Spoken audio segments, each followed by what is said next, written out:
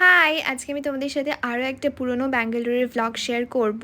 পুরনো বললাম আশা করি বুঝতেই পারছো, কারণ it's been more than a ইয়ার আমি ব্যাঙ্গালোর থেকে কলকাতায় শিফট করে গেছি। তো এটা হচ্ছে আমি ব্যাঙ্গালোরে যখন ছিলাম তখনকারই একদিনের ভ্লগ। সেদিনকে আমরা টোকাতে গেছিলাম আমার বন্ধু মৌমিতার বার্থডে সেলিব্রেট করতে। তো সেদিনকে আমি পরেছিলাম পিঙ্ক কালারের এই টপটা আর ব্ল্যাক কালারের এই স্লিটেড স্কার্টটা, সাথে হোয়াইট কালারের স্নিকার পরেছিলাম।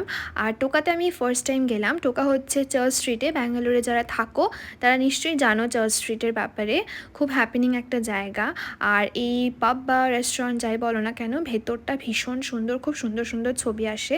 তো আমরা মমিতার জন্য এই কেকটা এনেছিলাম, আর সাথে আমরা একটু ফ্রেশ লাইম সোডা, তারপরে চিকেনের কিছু কাবাব, উইংস, তারপরে নুডলস, অনেক কিছু অর্ডার করেছিলাম। মৌমিতা যেহেতু ভেজিটেরিয়ান, ওর জন্য আলাদা করে ভেজ ডিশও আমরা অর্ডার করেছিলাম।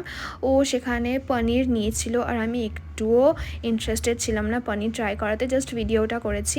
আর সেদিনকে আমরা তিনজনে খুব মজা করেছি, একসাথে প্রচুর ছবি তুলেছি, প্রচুর ভিডিও করেছি।